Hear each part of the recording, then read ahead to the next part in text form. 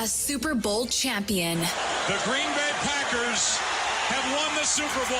The Packers' all-time leading scorer. A game winner for Mason Crosby. It's time for the Mason Crosby Show with Mitch Nellis on the Wisconsin Sports Radio Network. Powered by the Potawatomi Sportsbook and on the free Odyssey app.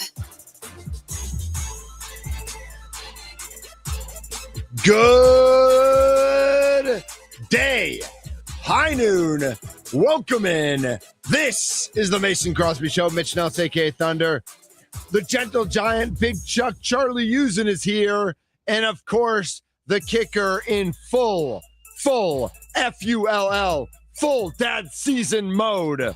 Mason Crosby is here. Always just dadding over here. But more than normal, right? More than normal. Gremlin? Is that a gremlin no, on your shirt? it's the party animals because this weekend. We talked about gremlins yesterday, and it kind of looked like a gremlin. True. No, this weekend at AmFam Field, the Savannah Bananas are not here, but the party animals are playing the whoever's. Nice. The Banana Ball is taking over at AmFam Field. And so I kind of want to ask, this is kind of a by the way, as an aside, are you in or are you out on Banana Ball? 414-677-1250. Are you in or are you out? And when I say in or out, I don't mean like, do you believe this is real baseball? Like as a baseball fan, as a sports fan, and or as an entertainment fan, Are you into the entertainment style of baseball that the Savannah Bananas, and now they have 6 teams, that their number of teams and their barnstorming tour around the country? Are you in or are you out? Clearly I'm in. I mean, I'm in. I like the model. I like how they go about business. I mean, they're keeping it fun, keeping it just entertaining for the fans. Mm-hmm. I think I saw somewhere where one of their guys got ejected from the game, so a fan got to come in and play the rest of the game. Should be. I know. It's like they're just keeping it light and keeping it fun. And are they still keeping those prices down? $40 a ticket. Yeah, so like $40 a ticket. That's it. Mean, the whole they're stadium. Doing something unique and something awesome. So obviously they're doing something right. There are going to be people that think, this is a clown show, which it kind of is, but that's what it's supposed to be, right? Like that's why you go. You're not going for straight up like old school, like rule by rule baseball. You're going for some fun and you're going for entertainment. If you approach it that way, it's awesome. It's awesome. Big Chuck. You in or you out on Banana Ball? I mean, I think you kind of have to be in. You got to be on the wave. It's growing as is. People love it. It's really fun to watch. I think people that look at the game and say, "Oh, that's not real baseball. That's dumb that they're dancing." You're just a curmudgeon. Like that's all you're a curmudgeon. Like, Here's an old man. We know you're right. It's not real baseball. Yeah, like just have fun with it. It's like the Globetrotters. Have a good time with it. The party animals are playing the Loco Beach Coconuts. The Loco Beach Coconuts. All right. I was there, I want to say like 3-4 years ago, the Savannah Bananas played the party animals where the Milwaukee Milkmen play at Franklin Field. Yeah. And I think they played 3 games. Big Rumble and I got to go to one. Big Rumble, actually, one of the things they do at the beginning of the game is each banana gets a yellow rose and brings it out into the crowd. And we were in center field where they don't have seats. We were just like standing room only. And so the center fielder, like we were the only 2 people in center field. So the center fielder came right over and gave Big Rumble a flower. Love so it. She was blown away. She's totally sold. She was. The other side of this question though is if or when they do sell out. Like if he ever does, like move on from this, like how they do it now, and all of a sudden those tickets are $200 a piece. All that changes. Then will people still be bought in? I don't think so. Not to the, I think it's definitely so not to the same extent. I totally agree with you, Mason. 414-677-1250. Ralph is in Glendale. Ralph, you're first up on the Mason Crosby Show. Hey, Mitch, good morning or good afternoon. I happen to be at the Hold same on, one Ralph. you were. Ralph, say hi to Mason also. Yeah, come on, Ralph. Yep. Mason, you're my favorite kicker of all time. Okay? Let's go. Ralph. Yeah, I knew you were going to say that. I love needed that. Mine too. No, I've been a Packer fan since 3 years old, 2 years old. And Ralph's no spring chicken, Mason, so he's seen his fair share of kickers. He's been around. Yeah. I'm a retired kind of guy. But anyways, so back to what I was at Franklin, and it was funny because back then I was selling food to them, and it was sold out like in 24 minutes, right? Yes. I didn't have a ticket. So so I kind of knew somebody there, and the chef goes, "I'm coming to your side door, Ralph," like you always do. So I came through the kitchen, got a hot dog, went out and watched them for 3 innings. I love that. I love traditional baseball. You know, I'm a huge huge Brewer fan. I work for the Brewers. Matter of fact, I'm working this weekend, Saturday and Sunday for the games because it's a full house. That game was sold out. Both the games are sold out real fast. So Immediately, I'll be out there. But it's entertainment. But they are talented. They make some catches and some plays that a normal guy doesn't do. But no, listen, Ralph, these guys played D1 baseball. Yeah. They probably played at least AA minor leagues, some AAA, some have major league experience. And now they're doing this and they're having a blast. You know what I heard too, Mitch, is that the guy from the Brewers played Bradley. We got him from Boston, outfielder. Jackie Bradley Jr. has played games this year for the Bananas. And the Indianapolis Clowns, which is one of the teams, right? Yep, absolutely. Ralph, thank you. Awesome. Ralph, great to hear from you. Have fun this weekend, and we'll talk to you soon. If it stops raining, I'll play golf. Take care. Good luck with that. Yeah, it's raining today, Mace. So the golfers are not happy, but it looks like maybe it's slowed down a little bit. Let's see. That's the thing, right? Like it's like if I do think too, it wouldn't be as good of a system if these guys were like just pure entertainers. If it was just like there was too much entertainment and there was no baseball talent. But I mean, there's some real baseball talent. Like one of these baseball influencers I love to watch. And he just does hilarious like coaching stuff where he's like gets in a bucket and like has all these straps on him and he's like, all right, now swing, and like he falls out of the bucket. He does all this crazy stuff. He played at Kentucky, had a little, stint trying to make it in the majors. And now I think he's on the glow, what's the glow in the dark team. Or like the night. Yeah. Yep. So he plays on that team. And it's like, I love it. They're bringing people in that are influencing in the baseball space and still can go out there and get it done. So I'm all for it. I think as long as it stays in its lane and it doesn't try to, it's not trying to compete with Major League Baseball in any form or fashion. They're their own thing. Yeah. 262 said, or G-Man Mike, Garbage Man Mike says, going on Saturday, $40 a ticket, and we're in the suite level. Love it. Can't wait. Scotty Tiffany says, out the bastardizing of baseball. And then 262 also says, freezing cold take by Mason on Banana Ball selling out. Watch the documentary. And I'll say, listen, we all get that. Like Jesse Cole. Jesse, relax. Is right. No one's ever said they weren't going to sell out and then sell out. Right. Chill out. It is not a freezing cold take. Jesse Cole is a great businessman, and he believes in the people, and everything is fans first. Their website is fans first. His book is fans first. That doesn't mean they're never going to take the paycheck, because at some point, somebody's going to offer him $1 billion for the brand. And listen, he might still say no, but that's hard to say no to. So someday that could happen. 4-4 says, my family is totally in on Banana Ball because my 12-year-old plays travel ball and middle school baseball, and he's a baseball junkie.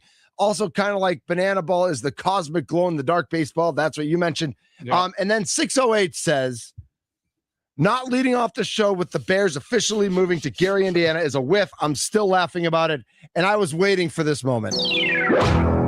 Breaking news out of Hammond, Indiana. Nothing is official yet, Mason. But the Bears have had like it's going that way. Press releases and reports from their board meeting yesterday. All signs point to the Chicago Bears moving to Hammond, Indiana, Mason. How is this even real? Like, how is this happening? Chicago Bears going to be in Hammond, Indiana. Like, crazy. I don't understand. Charlie's face, like, clearly doesn't understand. He's like sad as a Bears fan. Yeah, like it's just like what? Like, help us make sense of this. What is? I get the business side and the money side, but will they have to change their name? No. They'll be like, how do you call them the Chicago Bears? I mean, Giants and Jets, right. Same thing. Giants and Jets. Whatever. Okay, yeah, that's what they'll say. They'll say if we're playing in a town that's literally connected to the state, that's connected to the city, like we're starting to stretch.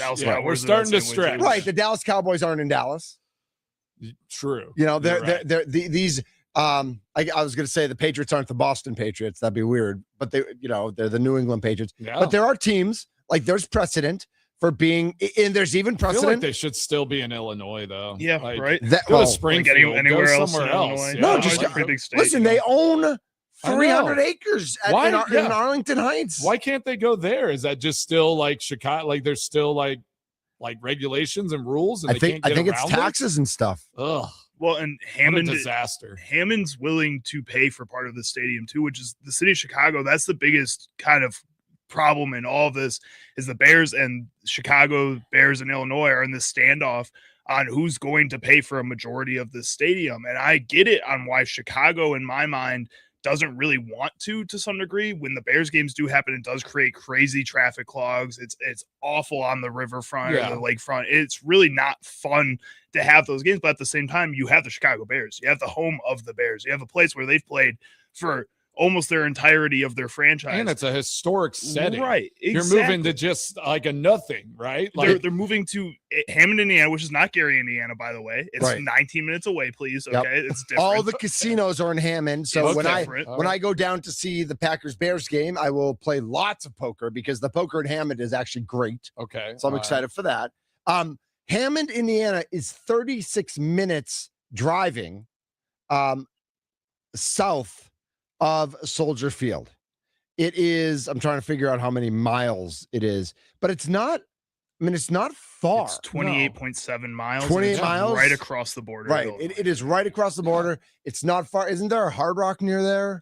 Looks like it. I know there's I think there's a Hard Rock, like not But think about this. So like I hated playing in Chicago. Like it was all, it's bad field, bad the weather at times, all the those field's things. a mess. But this going is going to be a Chicago at least. I mean, it's like stayed in a really nice hotel. There Had a was really always good a nice dinner. place to go out to eat. Yep. Like there was an experience. Like family, people would want to come and see games there, all that. Like who's going to want to go to Hammond, Indiana to watch a football game? Like what draws you there? Like I feel like the city of Chicago and the Bears were the draw. Like now it's like, what are you doing? Like, are they building things out? Like, are the Bears going to help them to develop things? I think they will. And I think both those sides, the Chicago and the Bears, yes, they were together the draw, and that was part of it. But I think they both want to be their own draw too. I think the city of Chicago doesn't want to be kind of placated on the Bears, and the Bears say, you know what, we can bring in enough. We can turn this city that nobody's ever heard of into our That's a good town. point. But Like, Charlie- it could be like a Green Bay situation. Right. They go to Hammond. Right. So And they Mason, turn it into like the title town. Well, not title town. no. But Sorry, I shouldn't have said that. No, but not- Bears Town, 85 title town. No, That's no, what no. it'll be called. Yeah. but it's not that you guys are on the way to the point. But to Oh, cap thank it you. off, it's not just that the Bears are thinking that. This is a commentary on how big, in reality and in belief, the NFL True. believes it is. Yeah. We can put a team in Green Bay, Wisconsin, and make it a regional juggernaut. You know what?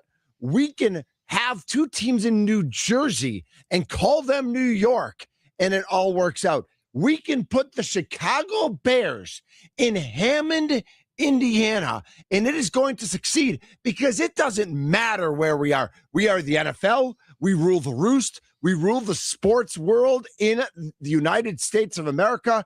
We're going to make Hammond happen because there's no other choice. And we're the NFL. So what we say goes. And when we say we're going to Hammond and Hammond's going to happen, guess what happens? Hammond. Yeah. I mean, Put that that's on a postcard. That's a great take. No, I like that. And they just want to try. The Bears are just trying to be a little bit more like Green Bay. Yes, they are. Yeah. They're just trying to see if they can tap into that, that winning mentality and that championship mentality. Go to a small town, do the thing. Like, what's crazy is obviously people are going to stay. They're going to add hotels, like you said. They might have a Hard Rock. They have some infrastructure there, but you build a new stadium, you're going to get a Super Bowl. So it's like. They're like, will there be a Super Bowl in Hammond, Indiana? If there's here? a dome, there will be a Super Bowl there because they have because obviously being that you're still that within close. 30 miles of Chicago. So you have all those hotel rooms And now you're not clogging up And I get it Chicago with the game. I get it in a big city like Chicago. To Charlie's point, is like the city of Chicago, like for people coming there, all that, like game day is more of a nuisance than like a giant revenue driver, like as far as like it is in Green Bay, right? Or like a smaller town, even like in Indianapolis or places like that. Like people are filling the hotels and doing that. That's like every weekend in Chicago. Well, like it's just like that's normal operating. So game days just become a problem, but it will be fascinating to see like what they lose out on. Like if this does end up hurting them in the long run, as far as taxes, revenue, all the stuff that this is going to affect, the city of Chicago with. Yeah. And game day, it certainly will. I think you'll still see thousands and thousands of hotel rooms filled in the city of Chicago, because I think most fans from other teams are going to opt not to stay in Hammond, because if you have the choice to stay in Hammond, as much as they're going to build up Hammond, I'd still rather stay in downtown Chicago as long as I can afford it. I also wonder about the affordability of Hammond, because you mentioned it, and I've talked about this with you guys. Like right now, when I go to the Potawatomi poker room, all people talk about is playing poker at Potawatomi or playing poker in Hammond. Like those are the two hot spots. Did not know that. And I think, and a little bit, maybe there's a couple other casinos that are in between Milwaukee and Chicago, but they're the Rockford has one, and I know American Place, but like for the most part, it's Potawatomi and it's Hammond.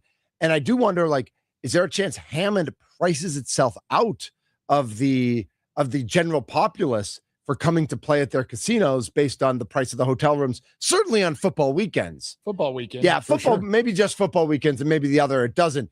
But I have to assume that whether it's the governor of Indiana, whether it's state politicians, whether it's city politicians, like they are making a big run at this because this puts them on the map. Well, right away too, is like you're saying, if they have those infrastructure in those casinos, there's going to be a deal done. I'm guessing with the Bears and one of these major casinos. Sure. They'll have the official casino of the Chicago Bears. And then like think of like people coming to those games and then like being able to go and place wagers and do all of those things. Like, I mean, as far as where the NFL is going, what it's about, and like all the betting world and all of that, like this, honestly, as you look at it more, it makes sense. Get out of Chicago. There's like super restrictive. There's a lot of things that are negative about being there from a business side of things. Like if Hammond, Indiana gives you that best option, go do it and make more money, and they're going to help you build the stadium. I mean, I can't say business wise this is a bad decision. It just feels like, all right, like how now it's like that rivalry changes just from a standpoint of they're not the big city team. It's like now they're in Hammond, Indiana. Like now they're both. They want the best of both worlds. They're still taking both. They're still taking both. They're still a big city team, Chicago, and they are Hammond, Indiana. It's funny that you mentioned that about casinos, Mason, because I have here a press release from a couple days ago. Packers Potawatomi Sportsbook announced new partnership. Yep. Potawatomi Sportsbook named official sportsbook partner of the Packers. Potawatomi Sportsbook to be highlighted at Lambeau Field year-round. The Packers and Potawatomi Sportsbook announced an extensive multi-year agreement for the sportsbook to serve as the official sportsbook partner of the Green Bay Packers. The announcement was made Vice President of Sales and Business Development from the Packers, Craig Benzel, and Brooks Boyd Sr., Forest County Potawatomi Chairman, introduced a comprehensive new partnership.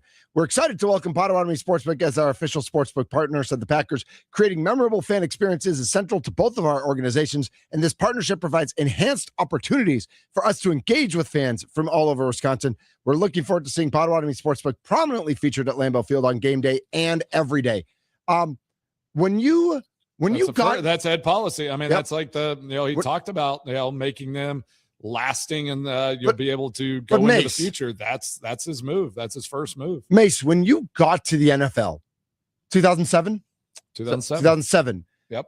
What was the NFL's viewpoint on partnerships with casinos and gambling, and how much has that changed in 20 years? Oh, it's crazy. And our good friend Andrew Brandt hit it right away. He saw this press release, Packers partnering with Pato, and he said, man, I still remember whenever we had meetings and guys could not even go and stay and be be part of a hotel, a casino's event. Right. Like you couldn't get paid to go and partner with a hotel or a casino. You couldn't play fantasy football.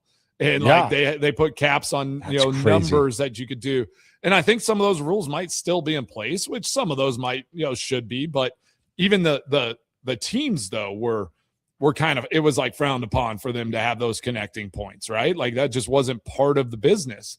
But now that is essentially part of the business. Let me ask you this though, because y'all talked about this before, and obviously playing in the NFL forever, I never even thought about it, but it was like, are there rules? Like I thought you couldn't bet on Wisconsin sports. No, only college. Just only college, yeah. Right, so like at the Potawatomi Sports I'm Book, still learning. Yeah. I'm still learning. You can't bet on Badgers football. You So can't it's just college. You can't bet on Wisconsin, Marquette, Green Bay, UWM basketball. I'm a little slow. I don't know. I assume you could not bet on UWM baseball last week. I would assume. Yeah, I'd assume. I think it's college sports. Pro sports is fair game. Like, okay. Well, because we put together our parlays every time the Brewers play. Yeah. I was like, hey, at least, all right, they got this all figured out. Maybe they're just waiting for this new legislation. But yeah, I was, I lost my mind for a moment. That's right. No worries. It's just college it's all games. good. I'm new to this space. I'm still learning. 919 says, I don't know if this is true about the majority, but there's a lot of teams, remember, that don't play, Miami, the Commanders, obviously New York. I don't know exactly. Commanders are back in DC. They're back now, but they were gone for a while. Yeah. I don't know where that stadium, where SoFi, I don't know if that's in LA proper or if that's in I guess New England is all of New England. Right. New England's all New England. They can play anywhere. They can just play set in that up. Vermont. They can move whenever they can want. play in Vermont if they want to. Exactly. I mean, can you name the 6 states of New England? We've done this before, right? The Maine Patriots. I would love that. The Maine. Eating lobster while watching. Yeah, Delaware. that'd be perfect. Let's go. There's a bunch of Bob in Minneapolis right now is coming hard after the city of Chicago. He does not like Chicago, both politically and I think cleanliness wise. Maybe I don't know. Bob, just don't go to Chicago. Yeah, you're good. You can avoid it. You're fine. Yeah, you're in your own city. You do Minneapolis. You drink that purple Kool-Aid and you do you. No, I'm just kidding. You're not a purple Kool-Aid. And now you can go watch the Packers play the Bears in Hammond, Indiana. Right. You don't even have to go to Chicago. And I'll take your money at the poker table. Plenty more to get to on the Mason Crosby show today. Brewers with a weird one yesterday. Coleman Crow did not have, I always, don't you always want to say Cameron Crowe? The director? I always do. Cameron? Maybe, yeah. Cameron Crowe? Yeah. Coleman Crowe got rocked. And then they came back and they were inches away from tying the game there in the bottom of the ninth. But kind of a weird game. 2 relievers hurt. We got to talk about the depth of the pitching staff. We also want to talk about the NBA Finals. Game 2 is tonight in San Antonio. We'll talk about the ticket prices for that to get into San Antonio and then what it's going to be on Monday to get into Madison Square Garden. Oh my gosh, we're not in the same universe. San Antonio and New York are not in the same universe. And we want to talk a little bit more about the Christian Watson deal and what it means for that wide receiver room and how that changes expectations both for the wide receiver core, the offense, Jordan Love, and for Christian Watson personally. So we got a lot on our docket. We're hanging out with the party animals today. Man, we should have had them in. We should have they would have come in, right? They don't care. Yeah, you should have reached out. All right, I'll make a phone call during the break. Charlie Usen's in for Tommy Wirtz because it's his lady's birthday today, and you do what you got to do to keep things happy at home. Man, have you ever taken a day off for your wife's birthday? You know what? I have taken I've come in an hour late and done breakfast. Okay, I've done that, but not a whole day. A whole day? Unless we're already on a planned vacation or something like that. I mean, maybe he's proposing today. Whoa! Oh, yeah, get that out in the universe. Oh, my God. Yeah. All right, and here's the question. Is Mommy Tommy listening to or watching the show today, even though he's not on? I don't know. I sure hope so. He's Mason Crosby. Charlie Usen is in for Tommy Wirtz. My name's Mitch Nelson, a.k.a. Thunder. We are the Mason Crosby Show. Oh, yeah.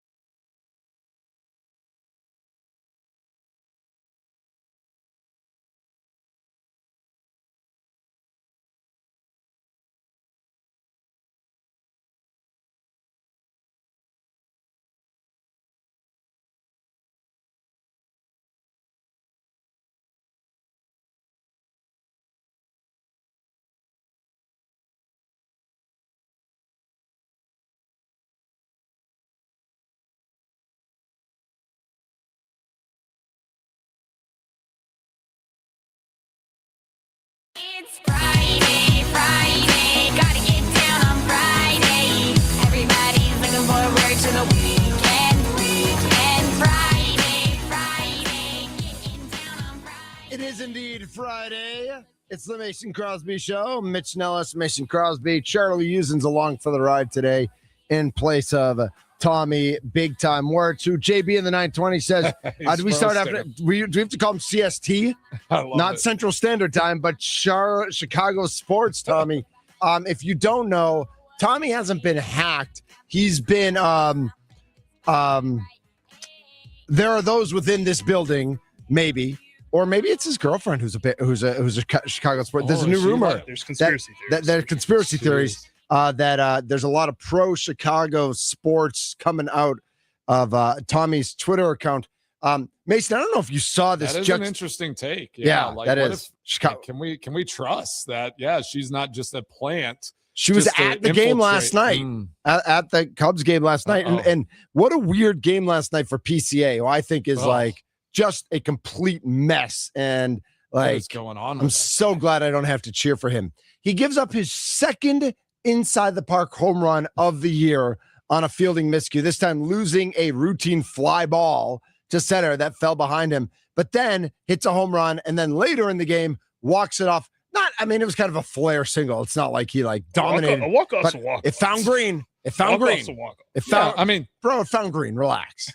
Okay. We can't deny that PCA is a really good baseball player. Right. He has done but some he just really weird things. Yes. Yeah. It's just schizophrenic. He has such high highs and such low lows. Right. Yeah. Like when he messes up, it's some of the worst mess-ups on earth. Yeah. But when he has like his best moments, it's like picturesque type of home runs. It's these diving catches that you feel like nobody else is going to make. It's so weird. It's the weirdest player. It's like I don't want to root for any Chicago player in the Cub, nonetheless, but like that rebound, that is what like a good professional does, right? Yeah, like you're such a professional athlete, mate. Like to me, it made me sick to my stomach. You're like, give him props. And I think that's what a pro does. It makes you like, you're that's like, a good point. I hate that. Yes, like, how did he recover? Because just a amateur outplaying and a thing, like you do you mess up like that in the outfield, like it might affect you the rest of the game. Yeah. Like, so you give him his applause, but you're like, gosh, it's just gross seeing like something that bad happen. Like, what if the ball had hit him? I mean, he lost it. Like, what if that ball had just clanked off the top of his dome? Hi, I'm a concussion. Have we met? That would have been wild. And then he just I didn't see it live, so when you sent me we got to talk about this, and I'm like, oh my gosh, is this ball about to just dome him and take him out? And then he's just lost and frantic, and then but again, applaud the recovery. But what a wild sequence he's had this year. Just some of these fielding errors are just crazy. We have more breaking news. Oh no! In all caps on the Nicolay Law Talking text line. Of course, I'm watching from Mommy Tommy. Mommy Tommy. Oh, that is unbelievable. I love that. So we have that game from the Cubs last night, and yesterday afternoon, a weird one at AmFam Field.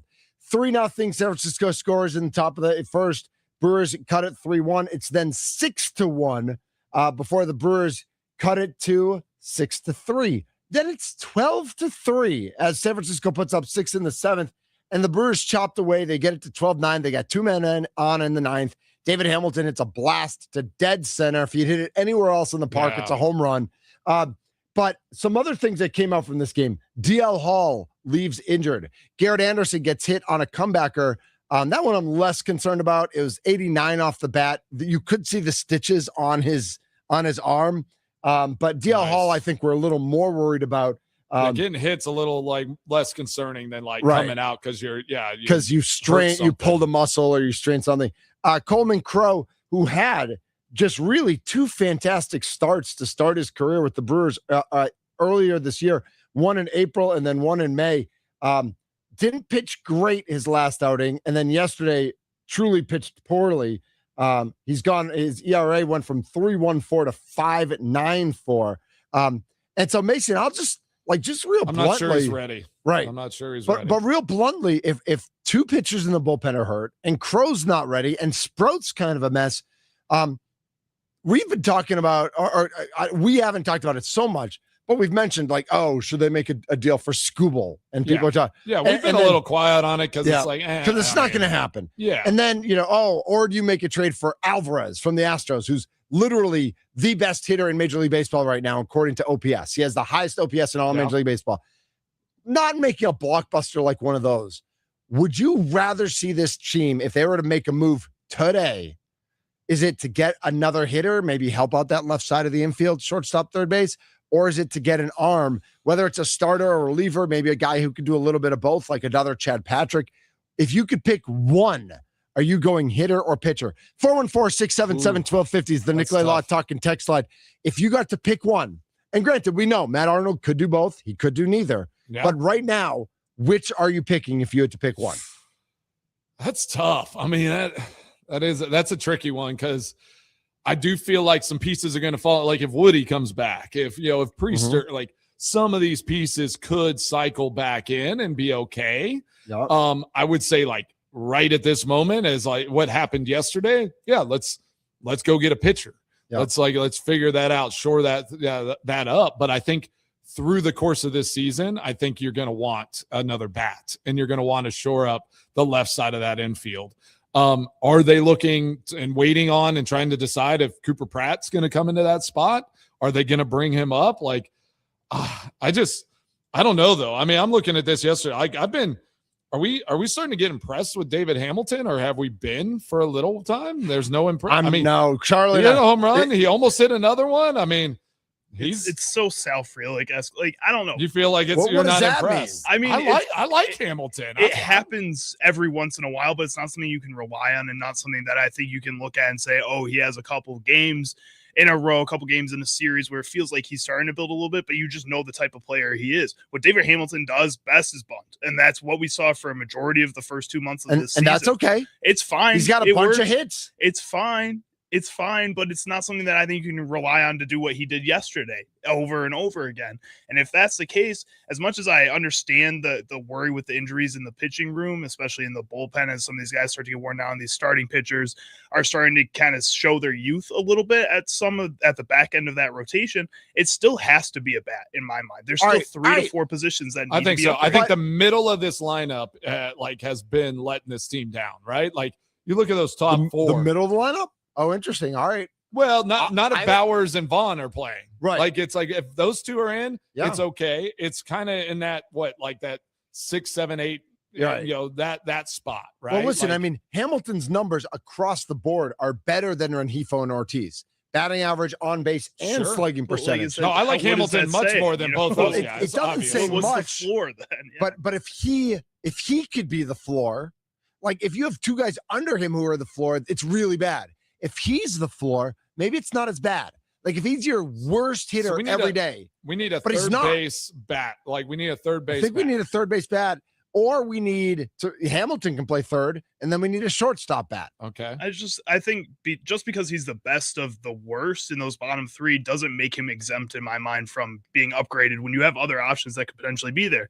If you're going to go make a trade this offseason, I know, or in the trade deadline, and I know the middle infield, the left side of the infield positions aren't really that deep when it comes to the trade deadline, but you have a Jet Williams, you have a Cooper Pratt, who both look like they could be ready to come to the MLB level. If you want to make a move in the outfield, Luis Lara, you have 3 players right there. If you wanted to make a double-A jump, because some teams are willing to do that. Some teams do that, yep. Jesus Madej could make a jump to this major league level. You have options in your front. Madej's not jumping. Do you just think this team's not in that, like, I don't think they're in that type of position, right? Like, I think they're in a position where if they could make a trade, and I don't think it needs to be like the world beater of bats. Like I think it needs to be somebody that like, all right, we can rely on this guy. A consistent 260, 350 on base. Yeah, exactly. Just gets 414-677-1250 is the Nikolai Law talking text line. 414 says, this is an easy question. It's batter. I trust the Brewers pitching lab to figure it out as the season goes. I don't disagree with that. My question more is like right now, when you have 2 pitchers from the bullpen who literally are on the bench, and you're going, you've got Miz and Harrison and I guess Sprout right now in the starting rotation, but you're going multiple days where you're not announcing starters. Like, is Crow getting another start? Is Gasser getting another start? We assume so, but we don't know for sure. Right, there's just holes. Scotty Tiffany says, pitching, but not a loner sacrificing our future. I like the woodpecker play with our offense. So again, we get to the conversation we had earlier this week. Woodpecker works in the regular season, but that doesn't mean it always works in the playoffs. Tommy is in Bayview. Tommy, you're up on the Mason Crosby Show. Good afternoon, gentlemen. Happy Friday. Happy Friday, Tommy. What do you got for us today? What you got? Couple things. Mason, what does that dad/SCN stand for? It's dad season, baby. Dad season. Let's go. Yep. It's always dad season. Okay. I showed my age there. Sorry. No days off. You'll be cool. Tommy, you'll be cool one day. It's all right. Someday, maybe. Yeah. No, I got dads everywhere. Thunder. Never.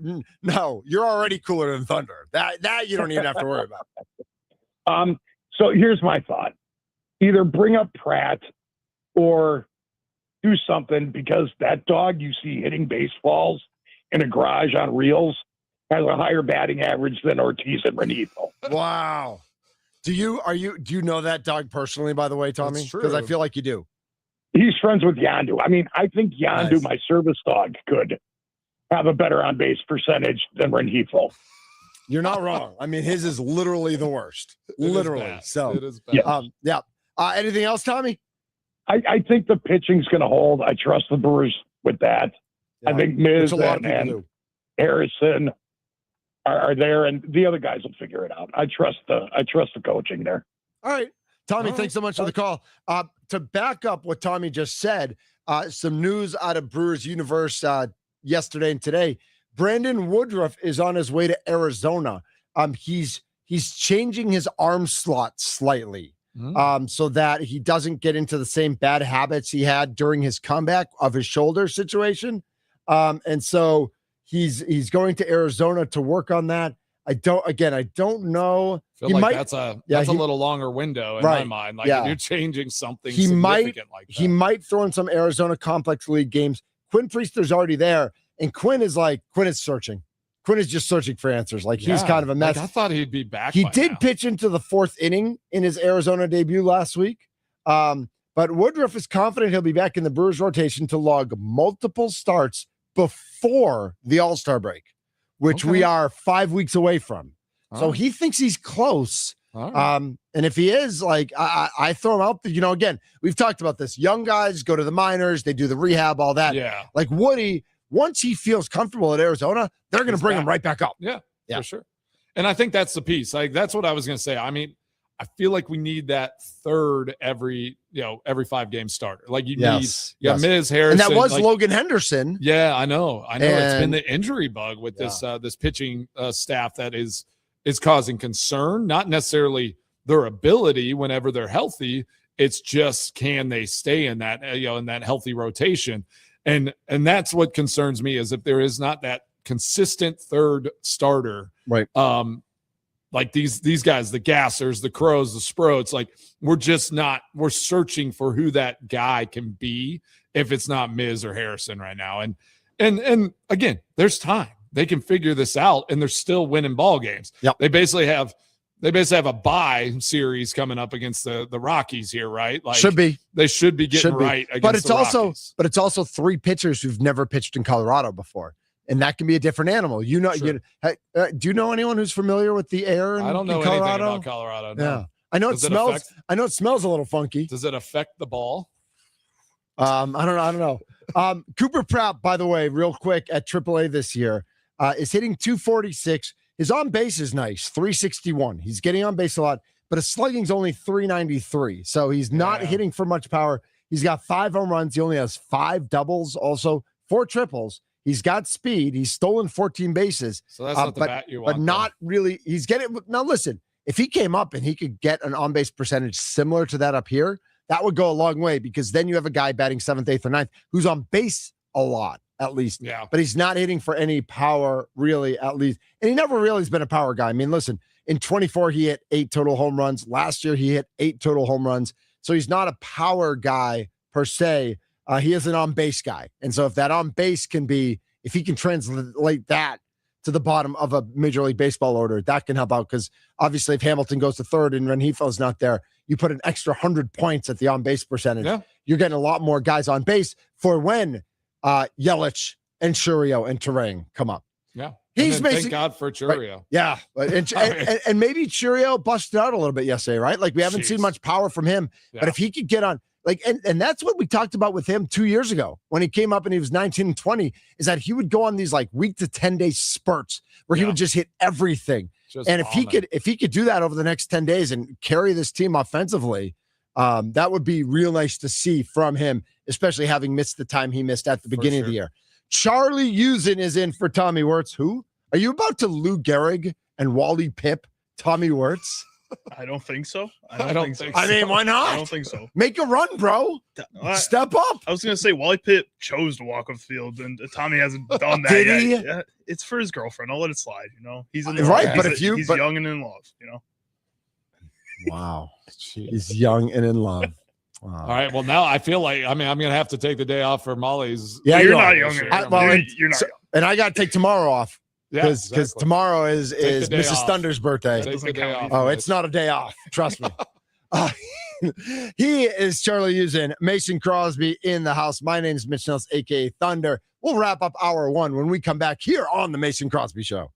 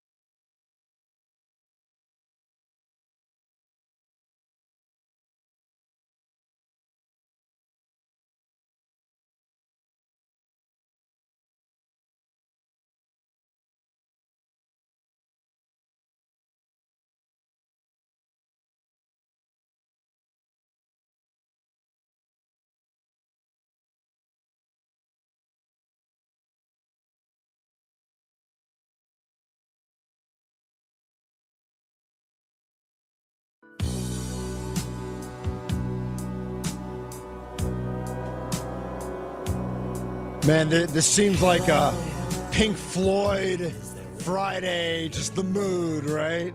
Oh, yeah. Speaking of Colorado. Oh, gosh. This is the Mason Crosby Show. I'm Mitch Nellis. Charlie Easton's here. Mason Crosby here as well. We got about a minute here till we get to the top of the second hour.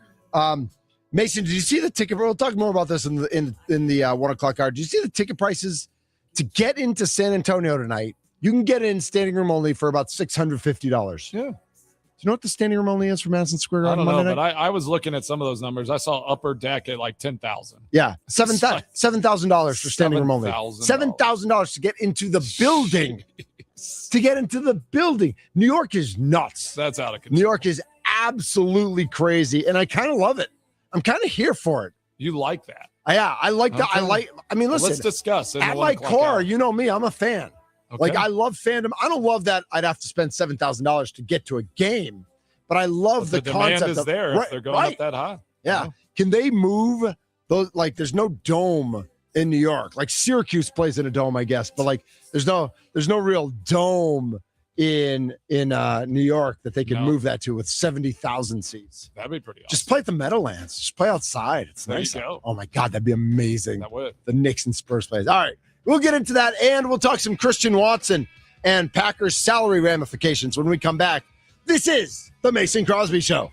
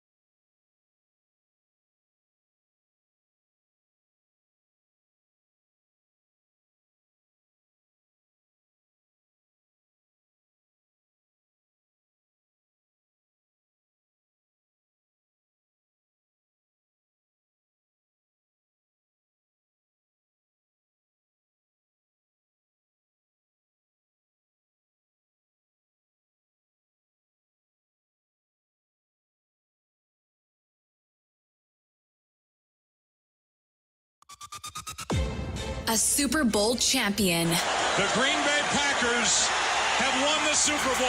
The Packers' all-time leading scorer. A game winner for Mason Crosby. It's time for the Mason Crosby Show with Mitch Nellis on the Wisconsin Sports Radio Network, powered by the Potawatomi Sportsbook and on the free Odyssey app. What it is, what it do, it's our number 2.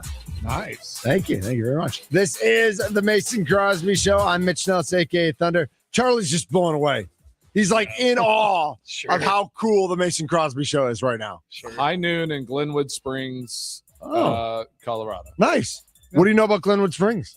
That's where Molly's from. Oh. What is that where she graduated high school? That's where she went to high school, yeah. Is there still family around there? Her parents moved out here to Tennessee So- 2 years so they're- ago. So Any, no family. Her sister's in just outside of Memphis, Tennessee. okay. Her husband works for FedEx, so Makes sense. Yeah. no, so they're Nice. there at the headquarters. So yeah, it's we got a lot of connections over there. You know, Yeah, we do. it's always high noon in Colorado, right? Yes, it is. Yes, it is. This is the Mason Crosby Show. We've been talking about the Milwaukee Brewers. Do they need a bat or an arm more? They're going to Colorado to take on the Rockies, which should be good. 303, I assume a Denverite, who's a Brewers fan and listens to our show and texts in quite often to the 303. Yep. Text into the Nikolai Law Talking text line quite often, is going to the game tonight. Place will be 50% Brewers fans. But the owners of the the owners of the Broncos just bought 40% of the Rockies.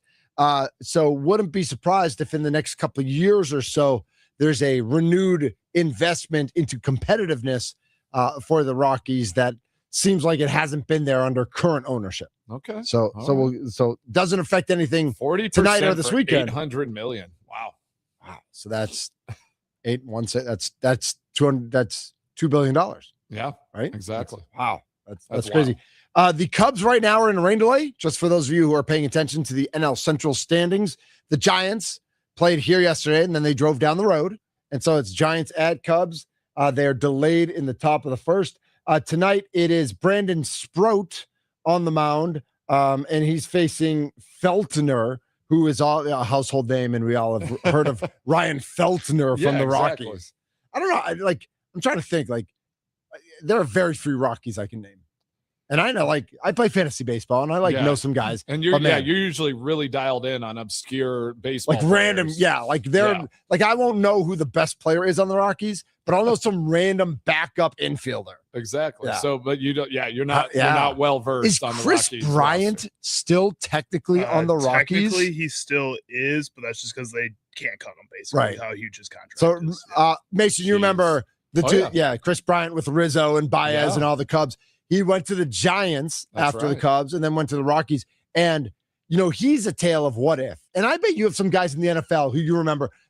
Who's the guy who comes to mind who, if they could have stayed healthy in their career, could have been and Bryant had a couple really good years, but man, he could have had a career. He was One that always comes to mind for me is Eddie Lacy. Oh, yeah, it's sure. Like if he just could have kept his weight under control, stayed healthy, what could he have been? What could our team have been? Right? If he had just been a viable option for more years. Was he than crazy he was. strong? Because for a guy of that size to be good, you need to be. You can't just be big. You have to actually be strong But to be able also nimble. Nimble for his the size, stuff yeah. he did, with his feet and the moves he had, and his agility at his size was ridiculous. And if he could have just kept it under control, he could have been good for this team for a long time. All right, you ready for the best segue of the week?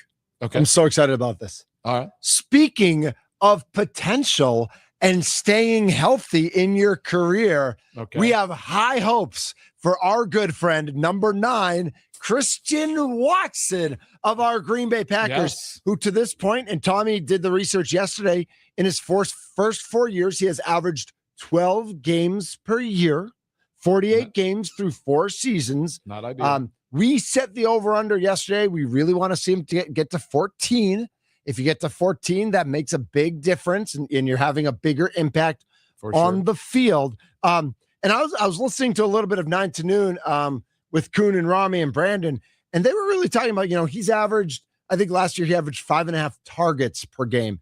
We talked about this yesterday too. Like, you really want to see him in that 8 to 10 range, or what's that number you want to see?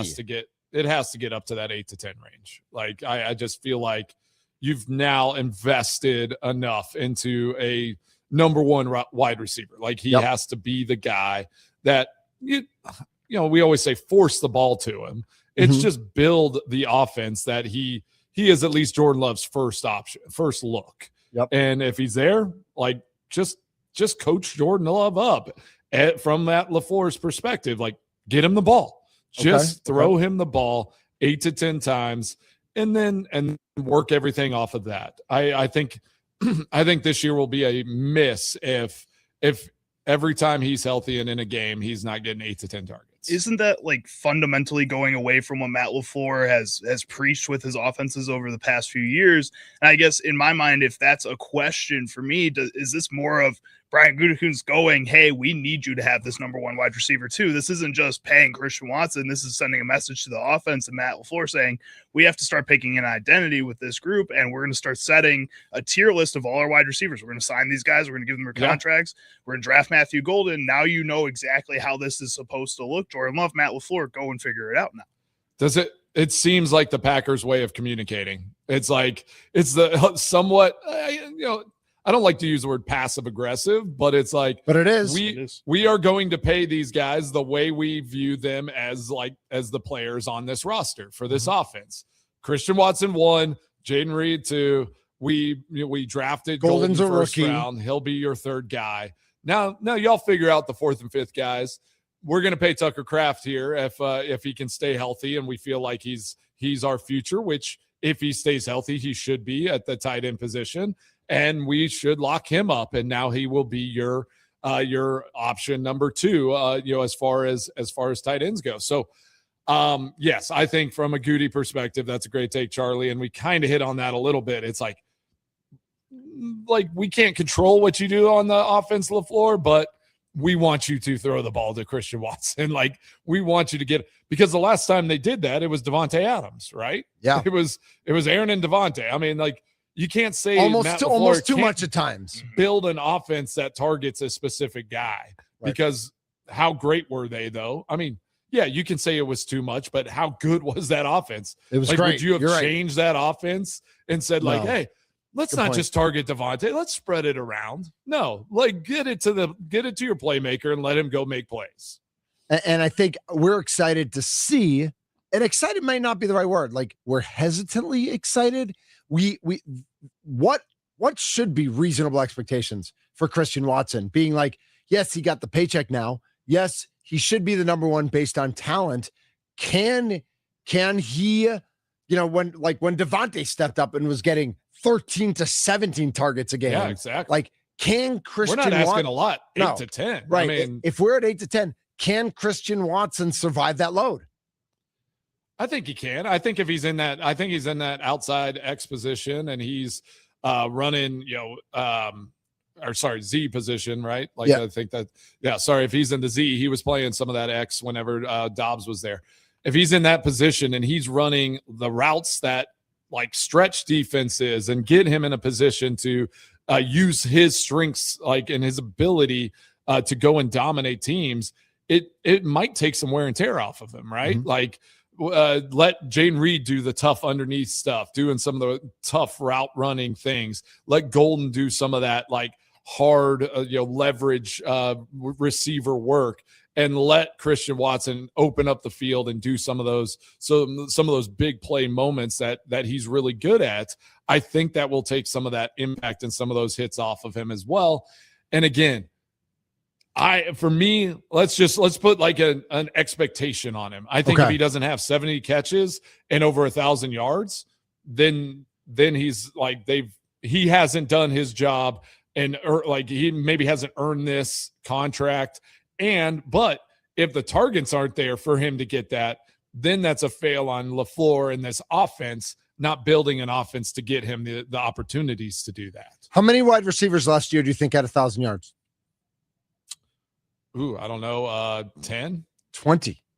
So yeah. Yeah. So if there's that many, so you're saying, and He I'm not has to be. disagreeing. I'm just reiterating. You're saying he should be in the top 20 of yards, which I think is a absolutely reasonable expectation for the contract he got. But let's throw out the contract for the talent that Christian Watson has. If he stays healthy and plays 14, 15, 16 games, he should absolutely be at that number, right? Yeah, exactly. I mean, you got to think if he gets 14 games, we talked about yesterday, is that 5.5, like 5 receptions a game? Right. That's like he's got to have 5 receptions a game. Like if he plays 15, 16 games, I mean, we should be pushing 80 receptions. Like if you're not getting over 1,000 yards, then like you just are not emphasizing him as a primary target on your team or a viable option to go and win football games. Like that's just how I view it from a football standpoint. If your top guy is not getting 5+ catches in a game, getting 8 to 10 targets, then you aren't identifying him as a weapon for your offense. And it is time for LaFleur to say, you are our primary weapon. You are secondary. We are going to build these things off. You're the third guy. We are going to have nuance and plays that like work for the other guys. And we know maybe against certain defenses, this guy's going to come open or this is going to be who Jordan Love is probably going to throw to, but you have to build it a way that Christian Watson is your primary weapon on offense. This is the Mason Crosby Show. 414-677-1250 is the Nicolay Law talking text line. Your expectations for Christian Watson next year, now that he has signed the 4-year extension, around $26 million a year. And not to play devil's advocate, but just to kind of like ask where the prioritization of the Packers offense goes. Last year, Christian Watson, 611 yards in 10 games. So over 17 games, he would have been at 1,038 yards if he had played all 17 games. Now, you are taking away 724 yards.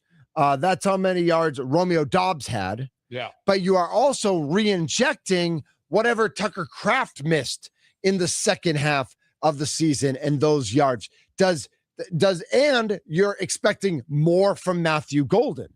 So adding X number of 100 of yards that Matthew Golden should go from last year to this year, taking away the 700 plus from Romeo Doubs, but also adding the couple hundred that Tucker Kraft will add to his. Is there room for Christian Watson to get to the number you want him to?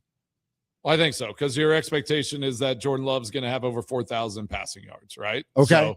So you divvy that out. Like, I know, yes, we want Matthew Golden to be more involved and have this impact, all that. But like Jordan Love right around 3,400 last year, by the way. So we expect the offense to be a little more productive in the passing game next year, right? I think we should, right? Like, I think we should expect it to be. Like, I think with the expectations, how we're building this, how we're paying these guys, like the offense now is built to go out and get those numbers. Like you get those numbers, you win games, you score touchdowns. Like that's how this works, right? So I think Matthew Golden, though, still, like what were his numbers last year? Like he didn't have, I mean, they weren't crazy, but if he gets, I think he's anywhere from 350 to 500 yards. 29 for 361. Yeah. So I think if he's, I would expect 600 from him, 550. 500 is like, honestly, I'm like over under is 500 yards. Okay. So you give him 500. You give Jaden Reed's going to be, in that probably 500 to 800. So now we're just talking, I mean, you're talking about 2,000 more yards. Jaden Reed was only at 200 last year because of the injuries. With the injuries, yeah. But now he is slotted number 2 wide receiver. Like he's going to get more targets. You should expect 500 to 800 yards. So then that gives Christian Watson, I mean, and who knows, one of those guys goes off a little bit more. You plug in Tucker Kraft, let's say he's getting 500 to 800 yards. Like where do the other yards come from? Like Christian Watson should be getting 1,000+ yards. That's just right. If I'm looking at this offense, that's how I build it out. And I'm like, we will get these guys the numbers that we expect here. And then we have to talk about, if Josh Jacobs, we don't know what's going to happen with him. If he is not on this team, this passing game better be elite. It better be elite. There's a lot on Jordan Love's arm if that happens, right? For sure. So I know JB in the 920 sent a text a little bit earlier that his man crush on you expanded, Mason, because you're not beholden to gambling numbers and those sorts of things. Oh, okay. So I don't know if JB is also not a gambler or whatever that might mean. But I do want to let you know that the Potawatomi Sportsbook over-under for Jordan Love passing yards is 3,500. Okay. You seem to think that should be a pretty easy target to get to this year, assuming health and all that, assuming all things. So. Yeah. We had 3,400 last year with all, with being dinged up and missing games and missing time. Like, yeah, when do we start expecting him to get over that? Right. Like, we make fun of Caleb Williams and like the Bears never having a 4,000 yard passer. Like, right. I do think that like in Green Bay and like you pay a quarterback to lead your offense, like, and now you've paid 2 wide receivers really good money.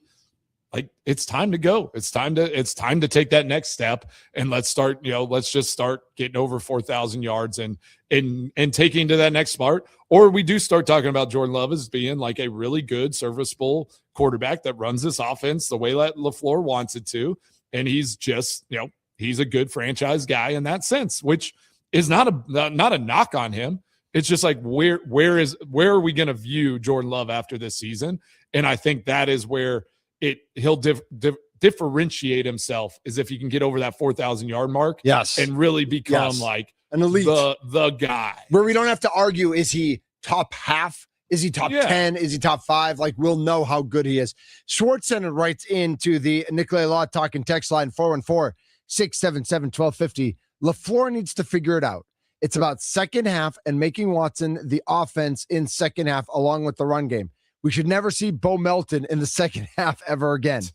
He goes on to say Golden gets all of Wicks and Melton yards. Watson gets all of Dobbs yards. Kraft gets the extra yards this offense needs. And then Tommy in Bayview, who we had on in the first hour, he chimes in on the YouTube channel. He predicts 1,000 from Watson, Reed, and Kraft. It's gonna be a 3-man show, which I love. I love that. I don't buy it. I don't think Jaden Reed can get there. I don't think he's that kind of guy. And I'd love him if he was. Like, that'd be fantastic. Yeah. But I think just like the way he plays, the injuries we've seen, and the prioritization that is going to be put on Watson and Kraft, I think is going to mean that Reed is in, even at the high end, is a 600-700 yard guy as your number 2. He's probably not 1,000-yard guy.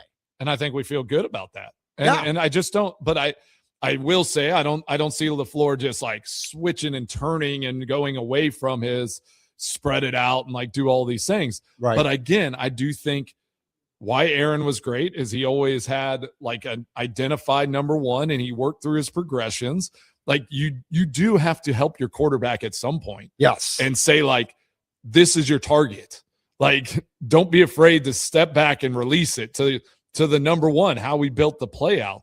If you have your quarterback like dropping back every time and it's like, just find the best option, that is not always like going to give you your best product. So that can be some plays, but that can't be all the plays. And I think LaFleur can really help Jordan Love out by giving him just a little more like focus on Watson's going to be our primary. Now let's build everything off of that. So you mentioned LaFleur there, and I wonder if part of that is LaFleur, Mason, or is part of that, like, obviously we know Aaron Rodgers ran his own show and Aaron Rodgers made his own decisions.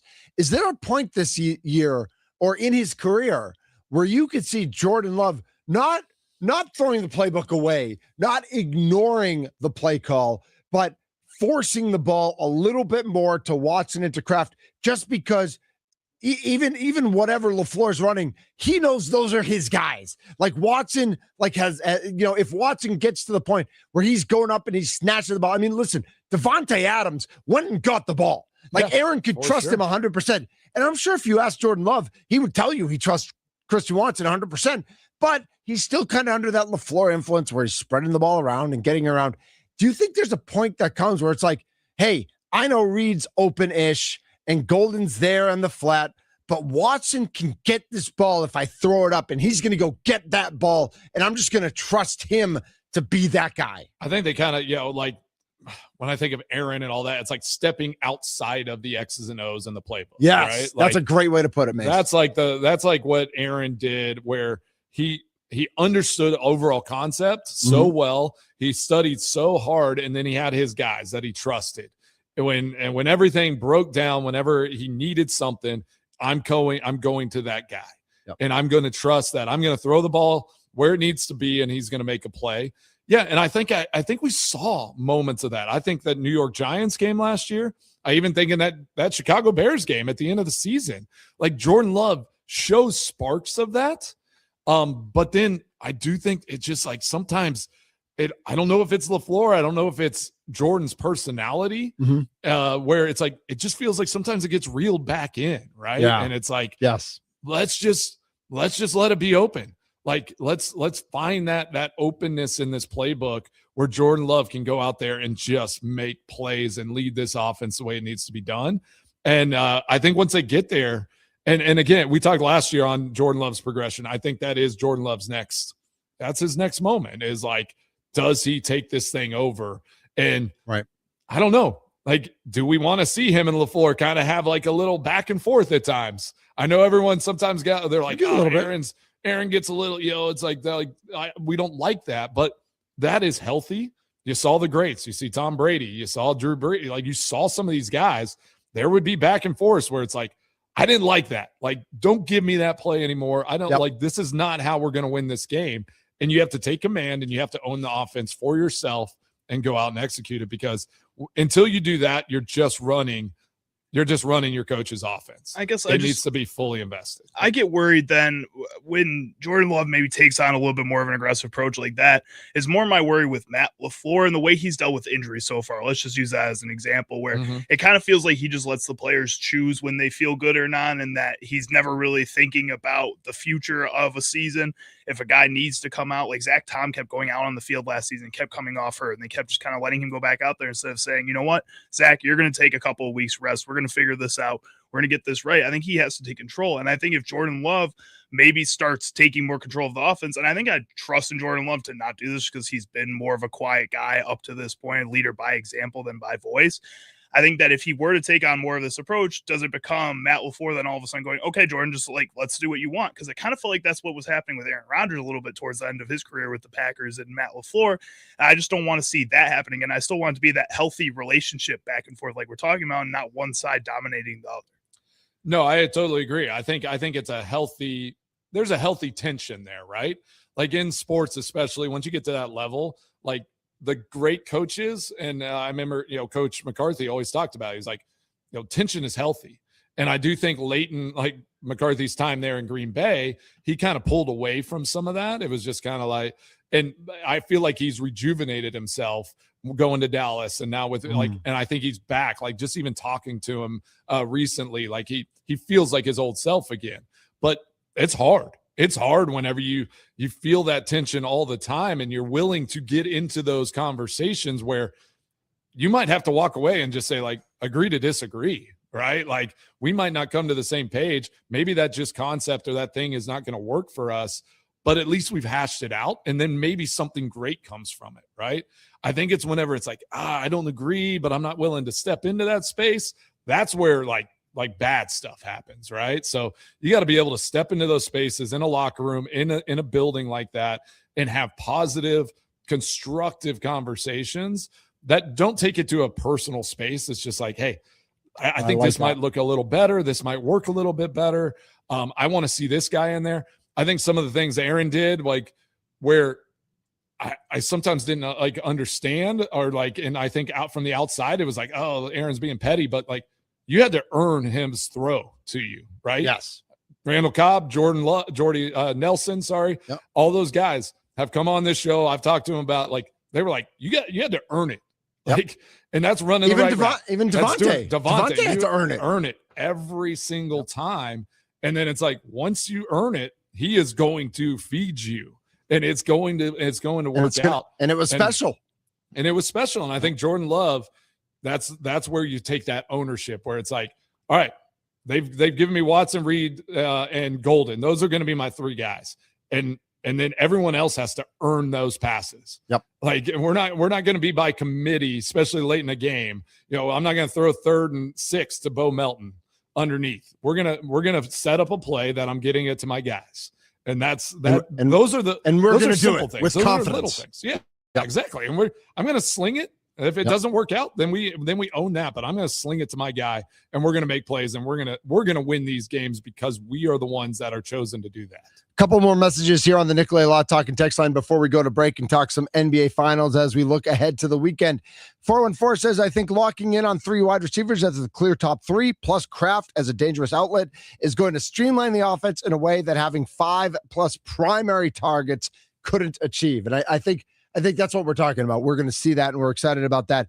920 Zach and Sheboygan says, for us, it's like every day you go to work. Is it all peaches and cream? No, you got to push back. You got to fight sometimes. Exactly to that point about Jordan Love. Like, It's time for him to be his own man. And yeah, you're still doing it in partnership with Matt LaFleur. But you're a lot. I think he's earned the opportunity to have a little bit more of a voice here. And for Christian Watson to step into that role. So when we come back, we're going to talk about Jalen Brunson, who is stepping into a role, and we're going to talk about the ticket prices in New York versus San Antonio and what we're seeing. And I'll reminisce about 2021 and how much I got for my finals tickets. Because I want to hear how much those were. That was a great time here in Milwaukee and here in the state of Wisconsin. He's Charlie using in for Tommy Wirtz. I'm Mitch Nelson, aka Thunder. He's Mason Crosby, the kicker, greatest of all time. We are the Mason Crosby Show. Yes, sir. And everybody talking about knowing your role. Guys, it's time to know your role. It is time to get on the Blue Chew train. That's right. We've been talking about Blue Chew, and we're going to keep talking about Blue Chew because let's be real. When it comes to performance, whether it's on the football field or in the bedroom, good enough is not good enough. It's time to be great, and it's time to know why Blue Chew Gold is raising the bar. That's right. It's the future of performance. Faster, smarter, precision engineered for results. The results you want, the results you need. It's time to give Blue Chew Gold a try, not just on the physical side of things, but the mental side of things. And yes, it's okay to talk about mental health, you guys. It's okay to talk about that sometimes we get distracted or sometimes we struggle with our mental health. Blue Chew Gold locks you in. It makes life easier by helping you get harder and discover your options at BlueChew.com. We've got a special deal for our listeners. Get 10% off your first month of Blue Chew Gold with code THUNDER. That's promo code THUNDER. Visit BlueChew.com for more details and important safety information.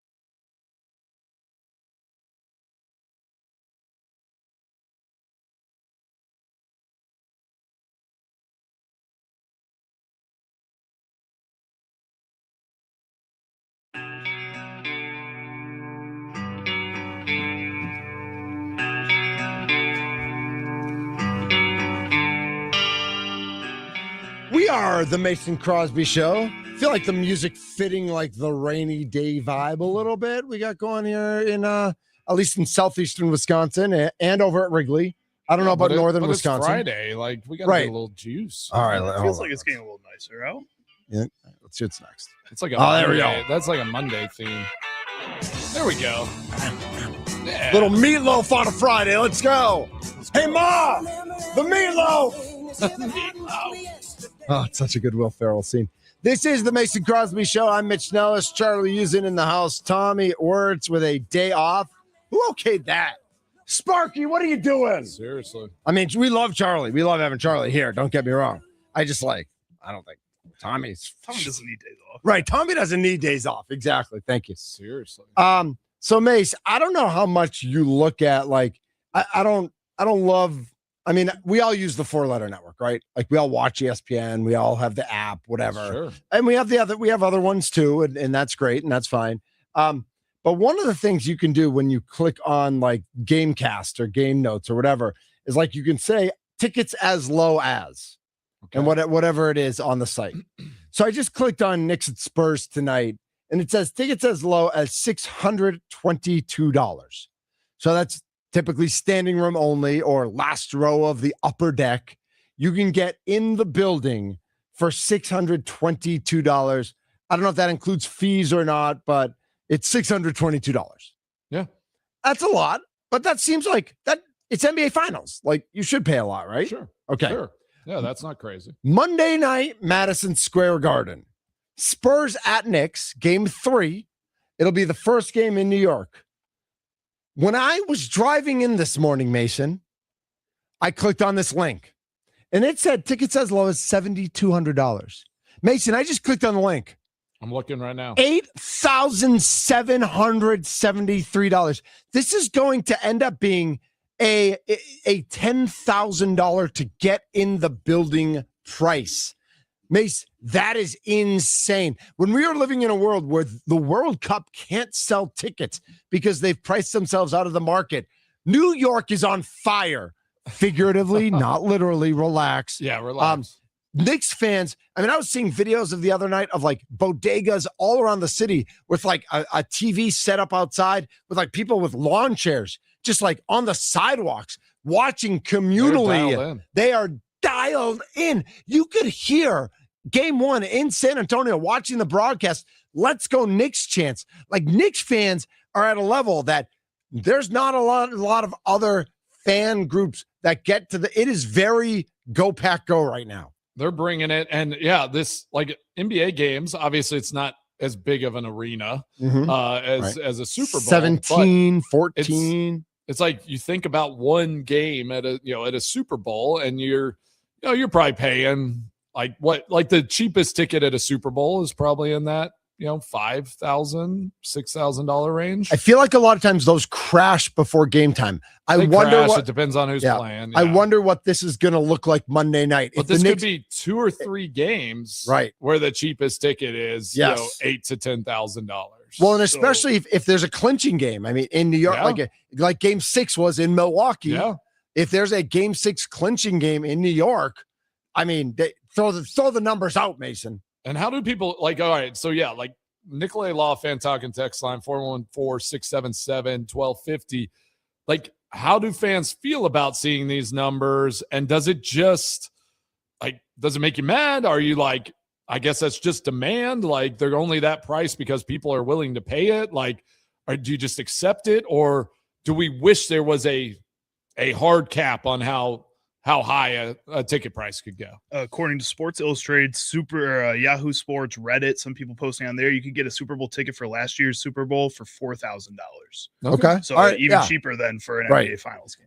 Mrs. Thunder just flew in from New York. She got back today, and she said she saw it firsthand. She was seeing that like on the streets. It was like, and she said she goes to New York 3-4 times a year for work. She's never seen this much gear of what, like whether, if the Giants are playing well or the Yankees are playing well, like she's never seen New York like it is right now. And she stays in Brooklyn. Like she works in Manhattan, which is closer to where the Knicks are, but she stays in Brooklyn. And even in Brooklyn, which should be the home of the Nets, it's not really. I mean, New York No, City, the Knicks are it's the- Knicks. Yeah. Knicks are the team there, and yeah. So I'm curious. Then, what did you pay for the Yep. Bucks? Or what did I Bucks, what did I final? sell for? So I What went. did you sell for? So I had tickets for games. I had season tickets. So Yeah. I had 3, 4, and So you 6. got tickets. All Yep. right. I went to game 4. And if you remember game 4 was the alley-oop to DeAndre Ayton that Giannis blocked. It was the block game. It was a close game in the last Yes. minute. And Giannis just came out of nowhere and blocked it. And that was my corner that we were sitting in. So like we saw the play develop. I was there That's with my awesome. daughter and it was unbelievable. Game 3, my 2 tickets, I want to say I sold for somewhere between like $800 and $900 total. Total. Total for game 3. Jeez. Now remember, they were down 2-0. Yeah. So they came home down 2-0. I want to say the offers I got for game 4 were probably like between $1,200 and $1,600, something in that range. Yeah. But Still significantly lower. But they win game 3, they win game 4, they win game 5 in Phoenix, the Drew Holiday steal, and then alley-oop to Giannis to win it. And then Chris Middleton with the offensive rebound there off the free throw. Game 6, for the 2 tickets, $4,800 total. So it ramps up. Yeah, so it ramped up significantly when it became a clinching game. I think if they had come home down 3-2, I think it would have been half that. I think it would have been $2,400 for my sure. 2 tickets instead of $2,400 per I think ticket that's because it was what a I'm clinching like game. probably the most surprised about is that this is game 2. Right. First, Or there's game 3 overall, game 1 in New York. Yes, it'll be game 3 overall. The first game in New York, I guess though, but it's New York, man. Those prices And they those won game prices 1. right now. If you want to secure a ticket, it might be that $8,700 because if the Knicks were to win tonight, right? We're that much closer to them getting it done. But I'm still like that game 3, that's crazy. What are they going to be? If game 4, if they're up 3-0 or they're up 2-1, those game 4 tickets, the cheapest tickets are going to be $20,000. Yeah. But yeah, it's gonna be absolutely insane. 414-677-1250 is the Nicolay Law Talk and text line. Ram on the north side of Milwaukee. You're up on the Mason Crosby Show. Hey, thanks for taking my call, Mitch. I think you got Charlie Mack on behind the screen. Oh yeah, big Chuck hey, running the MC3, board you got today. your t-shirts yet?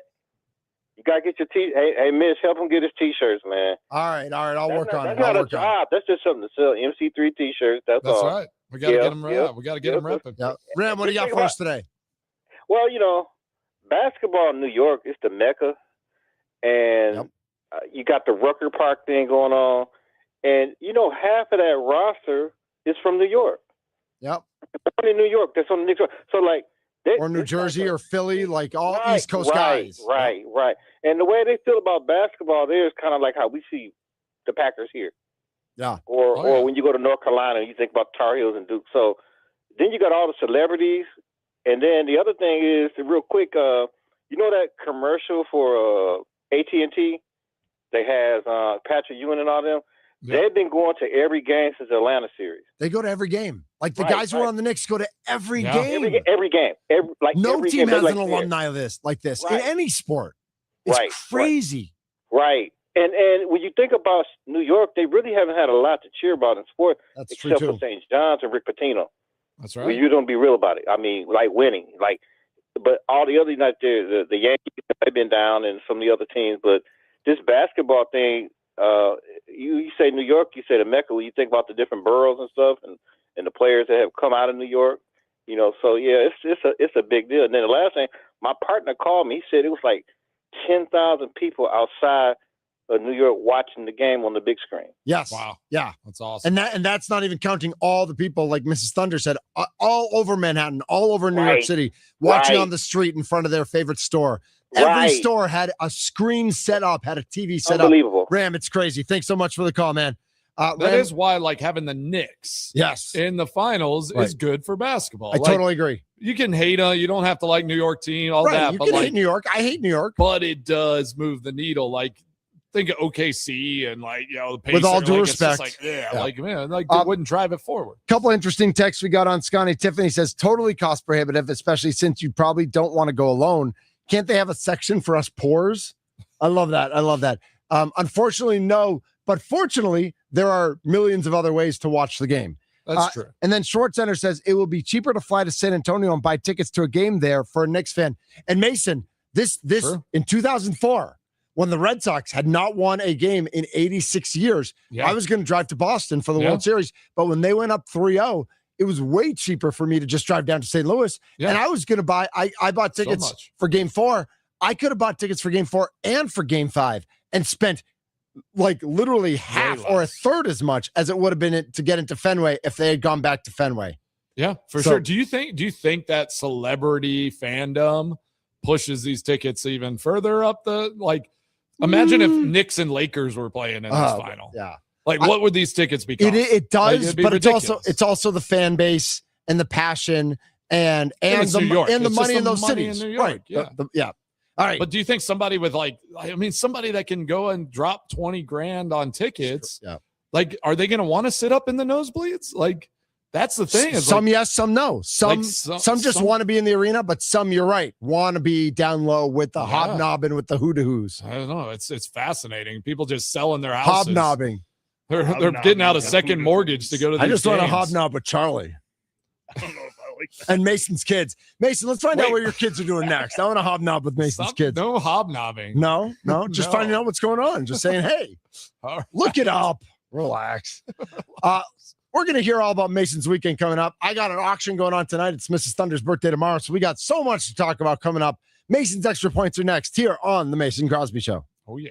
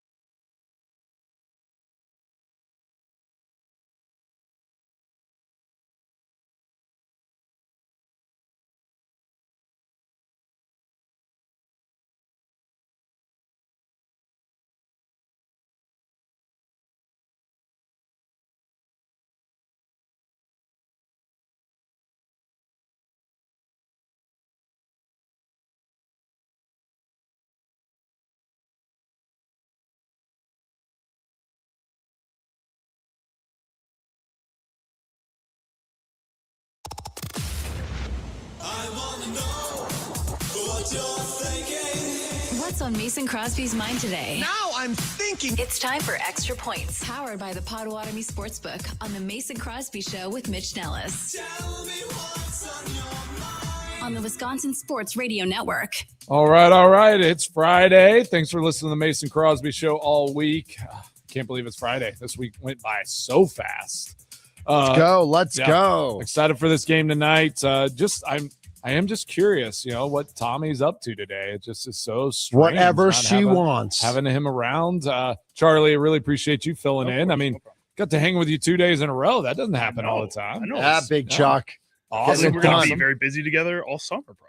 That's right. Exactly. And Thunder, man. All right. You got a busy weekend. Let's talk about your weekend. Birthdays are important. So you got going? Well, first, I'm the auctioneer tonight for the Schlitz Audubon Nature Center up in Bayside, Wisconsin. I've done that for like 5 or 6 years now. Nice. That's awesome. They do great work.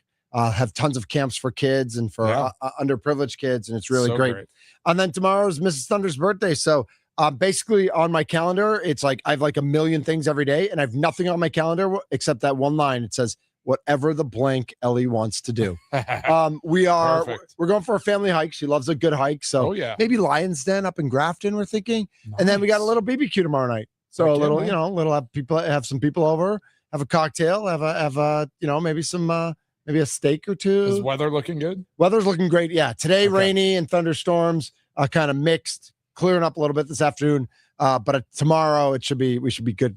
I'm excited to get up there next week. A little Wisconsin, early summer, low 80s. Oh, it's going to be perfect. You going to hit a golf ball when you get up here? I plan to. You going to hit a golf ball this weekend? I don't think I'm going to. I don't know. We'll see. We might have some rain here this weekend in Tennessee, but if we don't, we might sneak out one afternoon. Any kids' activities, highlights? No, that's pretty low-key.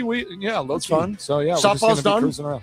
Softball's done. We have a dance recital tonight, so wish Felicity good luck. Yeah, break a leg, Felicity. Let's go, dance Fifi. Recital. Yep. Love it. All right, well, everybody have a great weekend out there. Sprout's on the mound. He's pitching a no-no tonight. Don't worry about it. It's all good. I like it. That would be amazing. For Charlie Usen and Mason Crosby, my name's Mitch Nellis, a.k.a. Thunder. We are the Wisconsin Sports Radio Network. We are the Mason Crosby Show. Later.